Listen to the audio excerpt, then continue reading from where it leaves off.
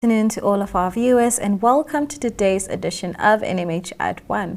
I am your hostess Priska Agnolo and I thank you once again for joining us.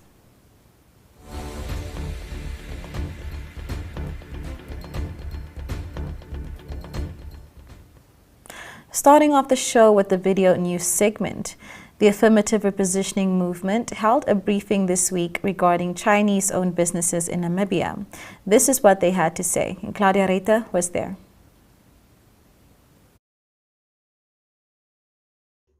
Construction company and confronted those employers. So the rest is history, but all we can say is that we managed to have discussions with these Chinese nationals and we were able to, from the confrontation, at least something positive came out. The intervention of the Chinese embassy to say that they are closing it and making sure that they are in compliance with everything before they reopen for business. We want to make it public that we have nothing personal against Chinese nationals in Namibia, but we have issues with Chinese business people that wants to come and exploit and recolonize our people. We received calls from officials from the Chinese embassy yesterday condemning our involvement. Imagine me being called by some arrivalist that came from somewhere is in the Chinese embassy to tell me that I'm not happy what I saw in the video, we condemn that act, we don't want you to get involved in Chinese company. Me to be told by someone that arrived from Asia in my country and you are telling me how to conduct the affairs of the AR movement. So we already know those instances that even our police is captured by the Chinese. Ambassador in Namibia representing and coordinating affairs of Chinese nationals here. We are advising him as the head here in our country. Let him send out a memo to all Chinese-owned businesses in Namibia and tell them to be in compliance. They must be in compliance, as we said. They must reorganize their business operation, how they operate. They must reorganize themselves and be in compliance with all Namibians laws, the Labor Act, the relevant legislation and regulation governing business establishment and operation. Because you will even be shocked when you went there. These people don't take, if you are going there to swipe, they don't take all arrangement, they just take cash. Why do they take cash? Because these people are evading tax. On Wednesday, First Lady Monica Gainkos attended the second vaccination pop-up, an initiative launched last week that brings vaccines and vaccine information directly to communities. This pop-up took place at Oshwambo Market and motivated 329 persons to get vaccinated. Yana Marie Smith contributed this clip.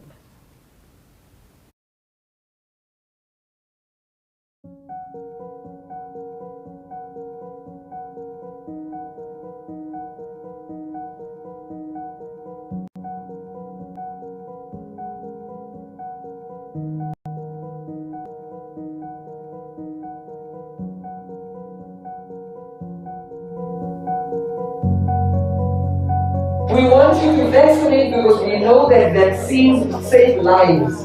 What we want is we use this period of a little bit of silence, what we call a lull period. Wanneer goed nie so woes is nie, wanneer goed bietjie rustig is, dan ons nou vaccinate en nie wag sodat die probleem vir ons in die gesig kyk doen. Ons moet dit nou doen. Want ons is dit later doen, when the vaccines, when the infections are high, your body is not ready. I want everybody to be ready. Just the way we exercise our bodies to be ready, we must vaccinate as well. So that should you get COVID, you are not severely ill by it. We had a lot of conspiracy theories even before the vaccines reached our continent or our country. People had a lot of conspiracy. If you take the vaccine, this will happen. If you take the vaccine, you will die in 2 years. The DNA will be changed and all that. Then really, there's nothing wrong with this vaccine. Yes, myself, I was very hesitant. I was like, no, man, this is coming from, we don't know what this is. We are all working with this vaccine for the very first time. But then as time went along, as science has proven in other countries, many of the people were vaccinated. Life has moved on from mask and so on, you know. And I was like, Yes, there are those vaccines that have side effects, but if you have to weigh the protection compared to the side effects, then the science proves that the vaccine works and we need to take it. The people did request to say that it's not that we don't want to get vaccinated, but it's because we can't leave our jobs because we need to make an income. But if the vaccines come to us, we will get vaccinated. So this is where the concept started. So we are busy at the vaccination pop-up site, which we're doing in collaboration with the City of Windhoek, Omnicare Trust, and Vaccines for Hope. And Coca-Cola has been a great partner in sponsoring a few of the care packs. So since last week, we've launched the vaccination pop-up campaign aimed at trying to reach herd immunity. And we started last week at Katutura industrial stalls. There we vaccinated 118 people. That is more than our daily target of 100 people. Today, we're hoping to vaccinate 100 people. If we get more, we'll still be on site to assist anyone who wants to get vaccinated. And basically, we've brought expert scientists on board. Dr. Kaveto Sinkuvi is also here. Dr. Esperan Lovindao, who's been at the front line of during this pandemic, is also here to answer questions. So for those that are vaccinated, they'll be receiving a care pack. This is a drink sponsored by Coca-Cola. We're giving them a voucher, which gives them a lunch bag. And that lunch bag basically is from our vendors here at the single quarters, which is Kapana, a fat cook that they can have because they do need a good meal. And this care pack includes a vaccine pamphlet also in their preferred vernacular, whether it's Oshiwambo, Rikongali, Afrikaans, or Shiherero. There's a hand sanitizer spray. There's $20 airtime and painkillers just in case you experience a mild headache after you get vaccinated. And then a t-shirt, which then says, "I got vaccinated, are you?" And then hashtag love protects. My name is Nancy. My surname is Turika. I'm working here at Shadow Market. I just decided to come take my vaccines to save lives. We need to save the world. Although we are hearing things that is not true, we used to take that injections when we were kids and about, but we are still alive.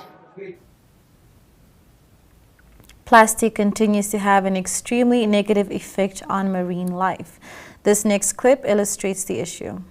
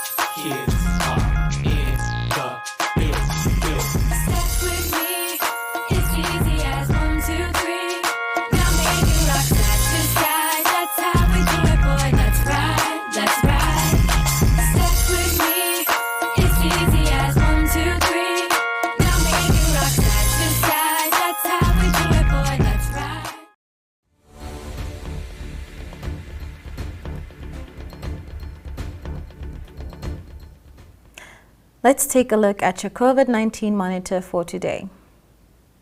During the 7 days up to Tuesday, 760 new cases were confirmed in Namibia compared to 931 the week before. Almost twice as many recoveries were reported over the same period, with 1,363 positive individuals cleared by health officials. Only 28 deaths were reported during the last 7-day cycle. Overall, average new cases per day further decreased to 109, compared to more than 1,800 during the peak of the pandemic's third wave. Only 8 of the country's 35 health districts are reporting an average of 5 or more new cases per day. Daily averages decreased in 23 districts.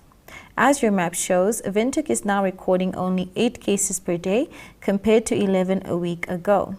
The highest daily averages are still recorded in the central far north and now also in the northwestern Kunene region. At Opuwo, the daily average increased from 2 to 11 cases, while the average for Ocho doubled from 2 to 4. Oshakati's average remained at 11 cases per day, and Utapi reported an increase from 8 to 10 cases per day. Enana's average dropped with 1 digit from 10 to 9, and although cases at Engela also decreased from 6 to 4 per day, Okongo is experiencing an increase in cases from 2 to 6. Onanjokwe is reporting 5 cases per day and Grootfontein 6. By Wednesday, almost 60% of people who received a first vaccination, a total of more than 133,000 individuals, have also turned up for their second dose.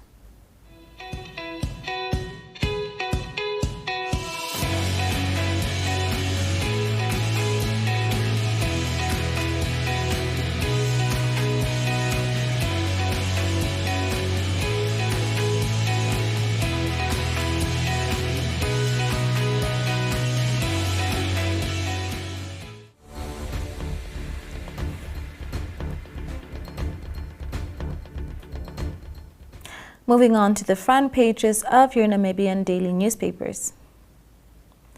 Namibian Sun reports that a string of alleged political and tribal purges has been blamed for the recent spate of suspensions of senior officials at the Gobabis municipality.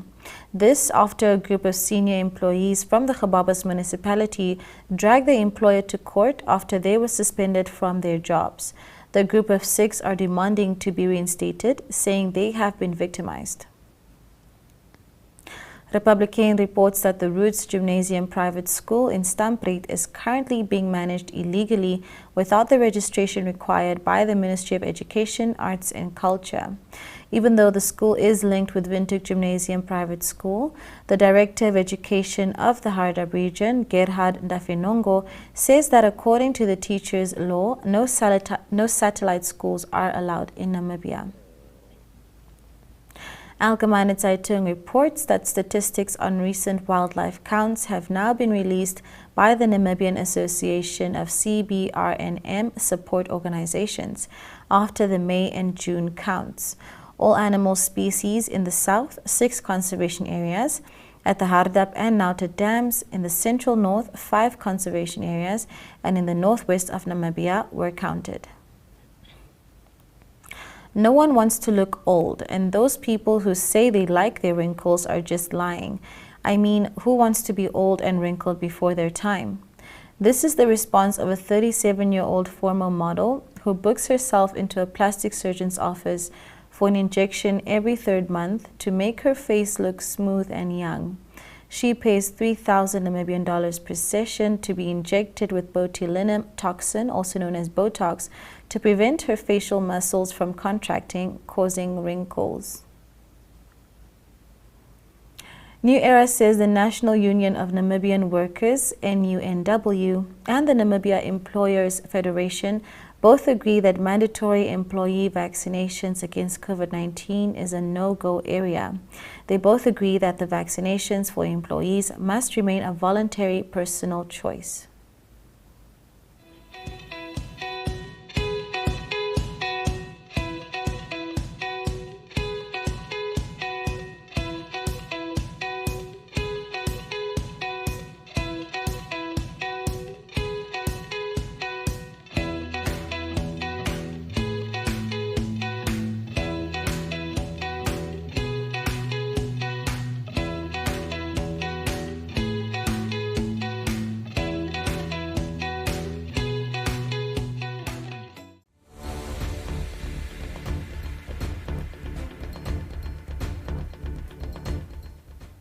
Moving on to the inside pages of the country's dailies.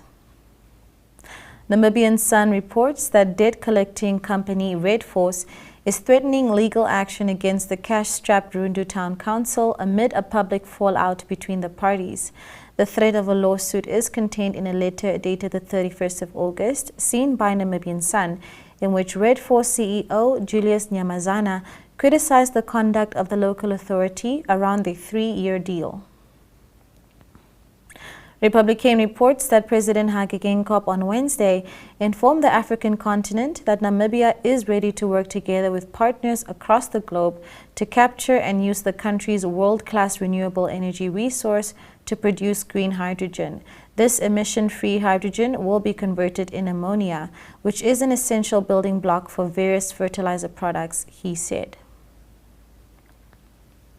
AZ reports that a suicide prevention program is scheduled to start in Windhoek today on World Suicide Prevention Day.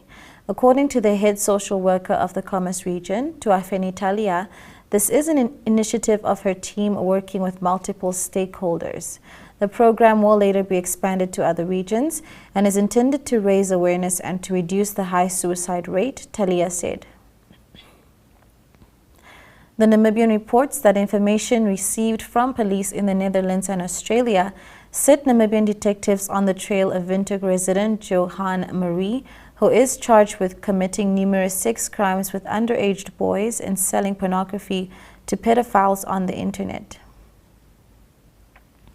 New Era reports that the Umuthia Town Council has laid down the law to community members and building contractors, informing them about their responsibilities when mining sand at the council's Burrow pit. Sand mining activities within Umuthia ended abruptly in August 2020 when operators were ordered by the Environmental Commissioner to stop all actions as there was no compliance because of the absence of an environmental clearance certificate.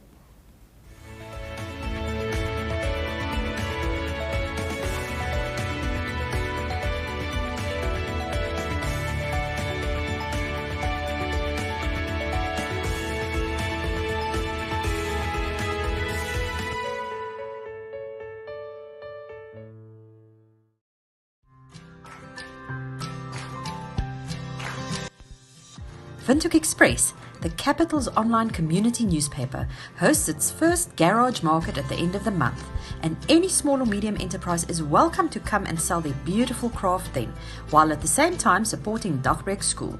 There will also be a variety of previously loved cars on sale. Don't delay. Book your spot today.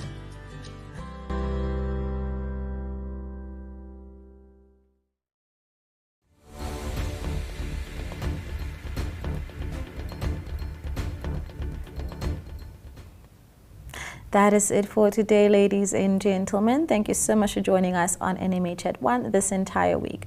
We wish you a pleasant and safe weekend ahead, and do stay tuned for the weather as well. Goodbye.